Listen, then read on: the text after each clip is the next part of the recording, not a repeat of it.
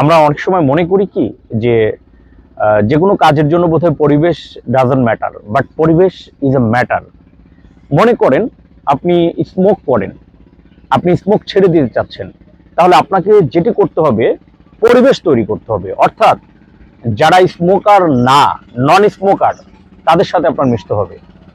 আপনি বিড়ি খাওয়া ছাড়তে চাচ্ছেন, অথচ বিড়ি যারা খায় এই ধরনের সঙ্গ ত্যাগ করছেন না, তাহলে আপনি কখনোই নন স্মোকার হতে পারবেন না। অর্থাৎ আপনি যদি নন স্মোকার হতে চান, তাহলে যারা নন স্মোকার তাদের সাথে আপনার বন্ধুত্ব গড়ে তুলতে হবে, তাহলেই কেবল আপনি স্মোক ছাড়তে পারবেন। এরকম মনে করেন আপনি আপনার কাছে মনে হয়েছে যে আপনি জিম করবেন, আপনি বডি বিল্ড করতে চান, জিমের সকল সরঞ্জাম আপনার বাসায় আছে, কিন্তু তারপরেও দেখবেন আপনি একদিন বা দুদিন এরপর আপনার করতে ইচ্ছা করবে না। অর্থাৎ এটার জন্য একটি পরিবেশ দরকার। যখন আপনি জিমে যাবেন এবং আশেপাশে দেখবেন সবাই জিম করছে, তখন সেটা একটা পরিবেশ ক্রিয়েট করে এবং সেখানে আপনি জিম করতে স্বাচ্ছন্দ্য ফিল করেন এবং সেখানে আপনি সময় দিতে স্বাচ্ছন্দ্য ফিল করেন। যে কোনো কিছু যদি আপনি করতে চান, তাহলে ওই রিলেটেড একটি পরিবেশ দরকার। আপনার অনেক বেশি পানি খাওয়া দরকার, তাহলে আপনি যেখানে থাকবেন সেই জায়গার মধ্যে আপনাকে পানি রাখতে হবে।